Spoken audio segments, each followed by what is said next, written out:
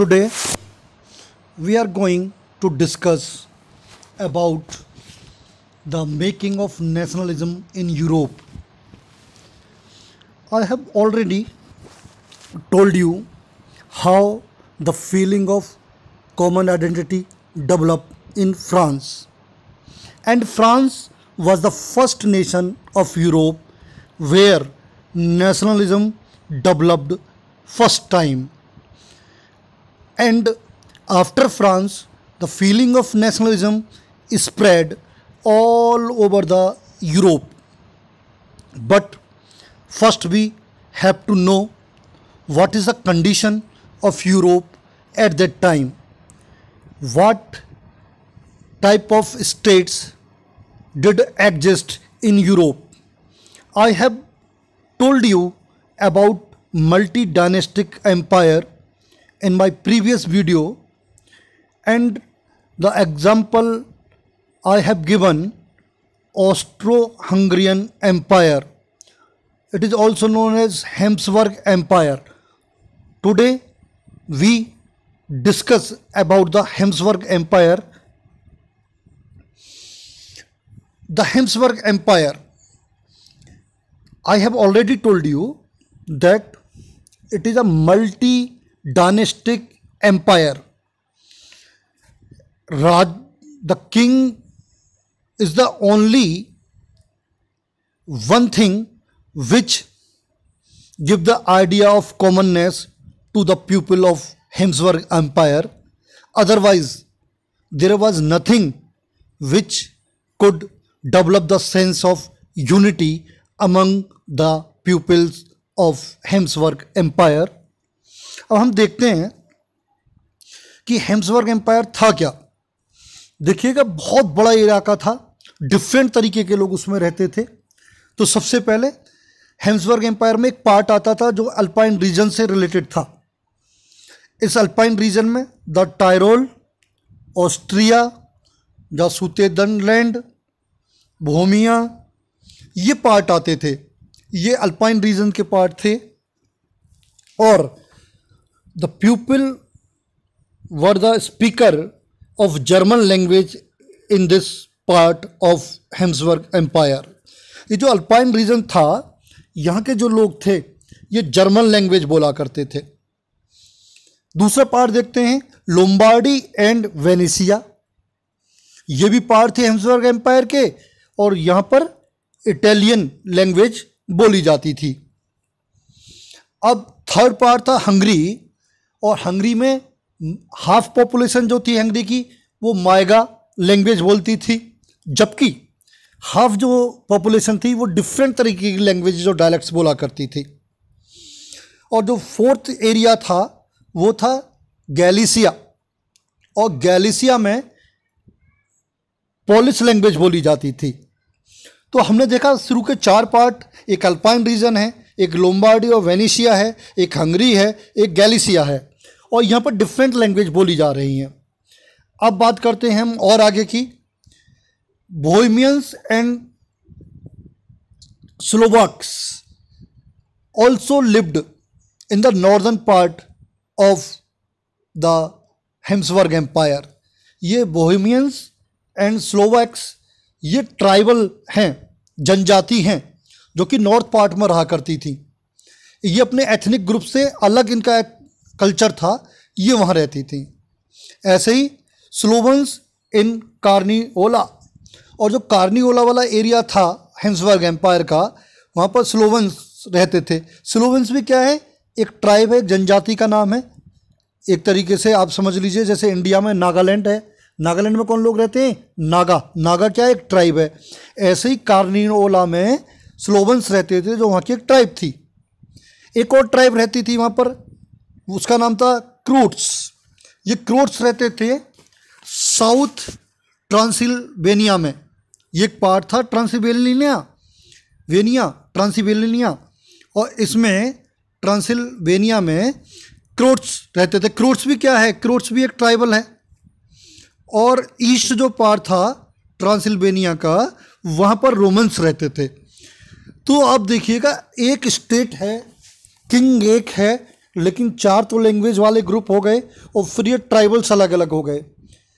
कोई भी कॉमननेस इनमें नहीं है, पर हम कह सकते हैं एक ही कॉमननेस है, और कॉमननेस क्या है, इनका राजा एक है। अब ज़रा देख लेते हैं मैप को हम। देखिए गैलिसिया बिल्कुल येलो कलर में ऊपर वाली साइड में राइट हैंड पर देखिएगा, ये गैलिसिया का भाग है, और बिल्कुल इसके अपोजिट लेफ्ट हैंड पर देखिए टॉप पर बोहेमिया है।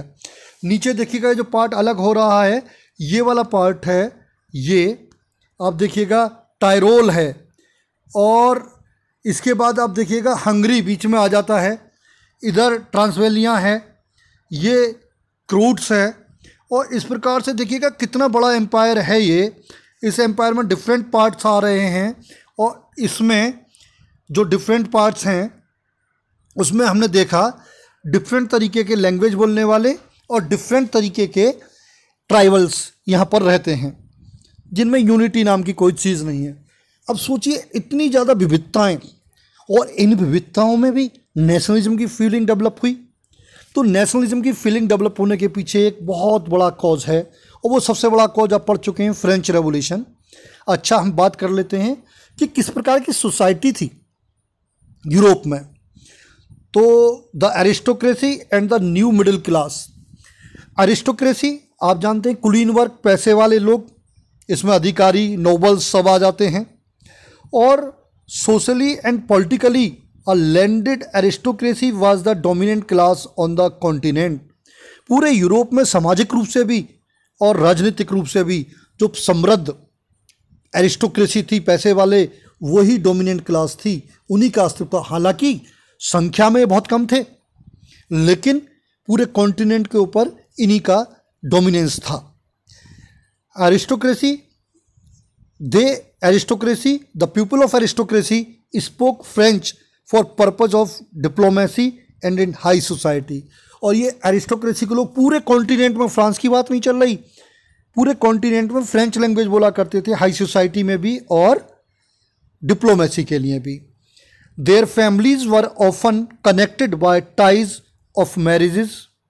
और इनके जो परिवार थे, चाहे किसी भी एरिया का रहने वाला हो एरिस्टोक्रेट, चाहे वो फ्रांस का हो, चाहे वो हॉलैंड का हो, कहीं का भी हो, उनके बीच में मैरिज रिलेशंस होते थे। This powerful aristocracy was however numerically a small number. संख्या में ये कम थे, लेकिन पूरी तरीके से यूरोप के ऊपर इनका पूरी तरीके से डोमिनेंस था। जबकि ये संख्या में कम थे, अब देखते हैं संख्या में ज़्यादा कौन है वहाँ पर। The majority of the population was made up of the peasantry. पूरे यूरोप में मेजॉरिटी में कौन थे? कृषक, किसान लोग थे। अब किसानों की क्या स्थिति थी वो देखते हैं। To the best the bulk of the land was farmed by tenants and small owners, while in eastern and central Europe the pattern of land holdings was characterized by vast estates which were cultivated by serfs। देखिएगा कि peasantry की संख्या ज़्यादा है, लेकिन waste Europe का जो part है वहाँ पर जो खेती कर रहे हैं, कौन कर रहे हैं? टीनेंट्स, किराए पर लेके ज़मीन, या छोटे छोटे से ज़मीन के मालिक। जबकि ईस्टर्न और सेंट्रल यूरोप जो है वहाँ पर बड़े बड़े लैंड होल्डिंग्स हैं, और वहाँ पर खेती कौन कर रहा है? खेती कर रहे हैं सर्फ्स। मैंने बताया नेपोलियन ने सर्फडम ख़त्म किया था, यानी गुलाम, कृषक गुलाम वहाँ पर खेती कर रहे हैं। इट मीन्स जो किसान हैं वो अभी भी जो पार्ट है ईस्टर्न यूरोप और सेंट्रल यूरोप, वहाँ पर गुलामी कर रहे हैं, और उनकी कंडीशन बहुत अच्छी नहीं है। अब देखते हैं in western and parts of central Europe the growth of industrial production and trade meant the growth of towns and the emergence of commercial classes whose existence was based on production for the market। आप देखिएगा जो western parts है और central Europe है, वहाँ पर industrial production का development शुरू हो गया, और ये व्यापार के लिए काम कर रहे हैं। ये कमर्शियल क्लास है, और कमर्शियल क्लास बनी तो वहाँ पर शहरों का विकास होना शुरू हो गया। जब इंडस्ट्रीज़ लगी तो शहर विकसित होने लगे। और इस इंडस्ट्रीज़ नहीं, आप जानते हैं इंडस्ट्रियल रेवोल्यूशन की शुरुआत ब्रिटेन से हो गई थी, लेकिन फ्रांस में या जर्मन में ये बाद में हुआ थोड़ा। लेकिन इसने क्या करा, समाज में दो नई क्लासेस दे दी, एक तो वर्किंग क्लास और दूसरी दे दी इसने मिडिल क्लास। तो देखिएगा, industrialisation began in England in the second half of the 18th century, but in France and parts of the German state it occurred only during the 19th century. In its wake, new social groups came into being, a working class population and middle classes made up of industrialists, businessmen, professionals. It was among the educated liberal middle classes that ideas of national unity following the abolition of aristocratic privilege gained popularity. आप देखिएगा, इस industrial revolution ने दो group दिए, एक तो working class और दूसरा दिया मिडिल क्लास। मिडिल क्लास में प्रोफेशनल्स हैं, बिजनेसमैन हैं, इंडस्ट्रियलिस्ट हैं। और सबसे पहले ये जो लिबरल मिडिल क्लास जो बना, इसके दिमाग में बात आई कि देश को यूनिटी होनी चाहिए, यानी कि नेशनल स्टेट बनना चाहिए, और साथ ही साथ जो एरिस्टोक्रेट्स को प्रिविलेजेस हैं, विशेष अधिकार हैं, वो समाप्त होने चाहिए। और ये जो मिडिल क्लास है, यानी कि जो इंडस्ट्रियल रेवोल्यूशन की देन है middle class, it middle class ने ही पूरे यूरोप में एक आइडिया फैलाया लिबरलिज्म का। अब लिबरलिज्म क्या है? ये नेशनल स्टेट वाली जो फीलिंग है उससे मिलता हुआ एक आइडिया है। What did liberal nationalism stand for? इसका मतलब क्या है? देखें, पहले तो हम इसका ओरिजिन देखें कहाँ से है। Ideas of national unity in early 19th century Europe were closely allied to the ideology of liberalism. The term liberalism derives from the Latin root liber meaning free. ये जो आइडिया था नेशनल यूनिटी का 19th century में Europe में, इसके साथ साथ एक और आइडियोलॉजी डेवलप हुई और उसी आइडियोलॉजी को लिबरलिज्म बोलते हैं। ये लिबरलिज्म किससे निकला हुआ वर्ड है? एक लैटिन वर्ड है जिसका नाम है, लैटिन वर्ड से निकला है और उसका मीन्स होता है लिबर, लैटिन वर्ड जो है, और लिबर का मीनिंग क्या है? फ्री। तो ये इसका मतलब ये एक सोच थी जो कि नेशनल फीलिंग को डेवलप करने के लिए डेवलप हुई, और किस में हुई? मिडिल क्लास में। अब मिडिल क्लास ने, देखिएगा, इन्होंने जो मिडिल क्लास के लिबरल्स थे, इन्होंने आइडिया दिया, किस चीज़ का आइडिया दिया? Equality before law, equality before law. एक बार और देख लें जरा। For the new middle classes liberalism stood for freedom for the individual and equality of all before the law. ये जो मिडिल क्लास के लोग थे नए, इनके लिए लिबरलिज्म का मतलब क्या था? कि सभी इंडिविजुअल्स को फ्रीडम मिले और सभी कानून के सामने समान हो। Politically it emphasised the concept of government by concern, और राजनीतिक रूप से किस बात पर जोर देते थे? कि सभी की सहमति से सरकार बने, यानी कि डेमोक्रेसी हो। Since the French revolution liberalism had stood for the end of autocracy and clerical privileges, a constitution and representative government through parliament. और जब फ्रांस की क्रांति हुई तब से ही लिबरलिज्म का मतलब क्या हो गया? कि ये ऑटोक्रेटिक साम्राज्य समाप्त हो, ये ऑटोक्रेसी और क्लर्जी के जो प्रिविलेजेस हैं, विशेष अधिकार हैं, ये समाप्त हो, एक कॉन्स्टिट्यूशन बने, रिप्रेजेंटेटिव गवर्नमेंट हो जो कि पार्लियामेंट के थ्रू चले। यद्यपि यहाँ पर इक्वलिटी बिफोर लॉ का मतलब यूनिवर्सल सफ्रेज नहीं है, क्योंकि अब हम देखते हैं कि फ्रांस में जब रेवोल्यूशन हुआ तो सभी को वोटिंग राइट नहीं मिला। पहले तो जो टैक्स पेई थे, एक्टिव क्लास, उनको मिला।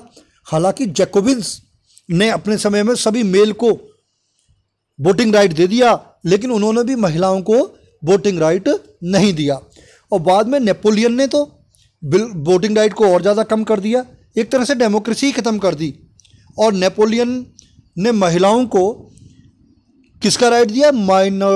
माइनर घोषित कर दिया कि या तो उनके अपना कोई अस्तित्व नहीं है, या तो हस्बैंड की अथॉरिटी में रहेंगी या फादर की अथॉरिटी में रहेंगी।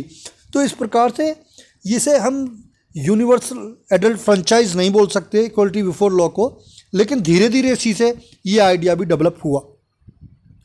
अब ये लिबरलिज्म जो इकोनॉमिक एरिया में था, इकोनॉमिक स्फेयर में liberalism stood for the freedom of markets and the abolition of state imposed restrictions on the movement of goods and capital. आर्थिक क्षेत्र में क्या था लिबरलिज्म, कि मार्केट बिल्कुल फ्री हो और राज्य कोई भी पाबंदी ना लगाए, ना तो सामान के आने जाने पर और ना पैसे के आने जाने पर। ये बहुत ज़रूरी, जो मिडिल क्लास था वो मोस्टली बिजनेसमैन था और वो चाहता था फ्री मार्केट हो और फ्री मार्केट से ही डेवलपमेंट हो सकता था। लेकिन मैं यहाँ आपको एक एग्जांपल दे रहा हूँ जर्मन स्टेट्स का। देखिएगा, जर्मन लैंग्वेज जो बोलने वाले स्टेट थे वो बहुत सारे स्टेट थे, लेकिन नेपोलियन ने इस रीजन पर कब्जा कर लिया और उनको 39 स्टेट में चेंज कर दिया था। उनकी एक एसोसिएशन बना दी थी 39 स्टेट्स की। वहाँ का एक एग्जाम्पल है 1833 का, कि वहाँ पर एक हैम्बर्ग सिटी है। हैम्बर्ग से न्यूरेमबर्ग सिटी तक जाने के लिए 11 जगह कस्टम बैरियर्स थे। कस्टम बैरियर्स 11 जगह टैक्स देना पड़ता था सामान को ले जाने पर, और हर टैक्स बैरियर पर 5% टैक्स देना होता था। और ये जो टैक्स देना होता था ये वेट और मेजरमेंट के अकॉर्डिंग देना होता था, कीमत के अकॉर्डिंग नहीं। और वहाँ पर हर इलाके में वेट और मेजरमेंट अलग थे। तो जब कैलकुलेशन किया जाता था, कैलकुलेशन करने में ही बहुत टाइम लग जाता था, क्योंकि कहीं पर कुछ और वेट था और कहीं पर कुछ और था, और मेजर्स भी अलग अलग थे। जैसे कि मान लो एक एग्जांपल दे रखा है आपकी बुक में कि कपड़ा नापने के लिए वहाँ पर जो यूनिट यूज होती थी वो एली थी, और एली की जो लेंथ थी वो अलग अलग थी। जैसे कि अगर आप एक एली कपड़ा खरीदेंगे फ्रैंकफर्ट सिटी में तो आपको 54.7 सेंटीमीटर कपड़ा मिलेगा, और मान लीजिए मेंज में खरीदेंगे एक एली कपड़ा तो 55.1 सेंटीमीटर कपड़ा मिलेगा, और न्यूरमबर्ग में खरीदेंगे तो 65.6 सेंटीमीटर कपड़ा मिलेगा, और फेरीबर्ग में खरीदेंगे तो 53.5 सेंटीमीटर कपड़ा मिलेगा। तो इतना ज़्यादा विविधताएं थी वहाँ पर, वेट और मेजर्स अलग थे। और इससे क्या होता था, जो वहाँ पर व्यापार था, इकोनॉमिक एक्सचेंज था, उसके लिए बहुत बड़ा ऑब्स्टेकल था, रुकावट थी। तो जो मिडिल क्लास था, कॉमर्शियल क्लास के लोग थे मिडिल क्लास के, वो ये चाहते थे कि यूनिफाइड इकोनॉमिक टेरिटरी बने, जहाँ पर कि ना तो कोई टैक्स हो एक जगह से दूसरे जगह ले जाने के लिए, और एक सी पूरी व्यवस्था हो। तो वहाँ पर क्या हुआ, जो जर्मन लैंग्वेज बोलने वाला सबसे बड़ा स्टेट था प्रुसिया, उसने शुरुआत करी और इन 39 स्टेट्स को मिलाकर एक उसने सभी की इच्छा से एक यूनियन बना ली, जिसे बोला गया जोल्वेन। जोल्वेन बहुत इंपॉर्टेंट है। जोल्वेन का निर्माण 1834 में प्रुसिया के इनिशिएटिव पर हुआ। ये क्या था, इकोनॉमिक रूप से स्टेट से एक हो गए जर्मन के, पॉलिटिकली नहीं इकोनॉमिकली। और इन्होंने क्या करा, जो वहाँ पर करेंसी चला करती थी, डिफरेंट एरिया में डिफरेंट करेंसी थी, लगभग 30 के करीब करेंसी चलती थी, वो सब समाप्त करके पूरे एरिया के लिए 2 करेंसी कर दी उन्होंने। और साथ ही साथ में पूरे एरिया में रेलवेज लाइन बिछाई गई और लोग एक एरिया से दूसरे एरिया में इजीली आने लगे, व्यापार का रुकावट खत्म हो गई। और जब ये व्यापार का रुकावट खत्म हो गया तो ये इकोनॉमिक एकता की स्थापना हुई, और इसी इकोनॉमिक एकता ने बाद में पॉलिटिकल एकता को जन्म दिया। ये बहुत ही इंपॉर्टेंट पार्ट है, हमें इसको देखना है। और ख़ास तौर पे हमें जो मल्टी नेशनल मल्टी डायनेस्टिक हमने हैम्सबर्ग एम्पायर पढ़ा है उसको समझना है, और देखेंगे फिर कैसे धीरे धीरे हम नेशनलिज्म की ओर यूरोप में बढ़े। यहाँ मैंने बता दिया, ये जो इकोनॉमिक इंटरेस्ट था, इस इकोनॉमिक इंटरेस्ट ने लोगों को आपस में जोड़ दिया, और इकोनॉमिक इंटरेस्ट ने ही आगे क्या किया, पॉलिटिकल यूनिटी स्थापित की। जैसे कि हमने अभी जर्मन का एग्जांपल लिया, पहले वो इकोनॉमिक आधार पर जोल्वेन बनाया उन्होंने, और बाद में संगठित होकर उन्होंने जर्मन यूनिफिकेशन करके एक पॉलिटिकल किंगडम भी स्थापित करी। ये जर्मन यूनिफिकेशन का टॉपिक आगे डिस्कस किया जाएगा, आपके चैप्टर में है।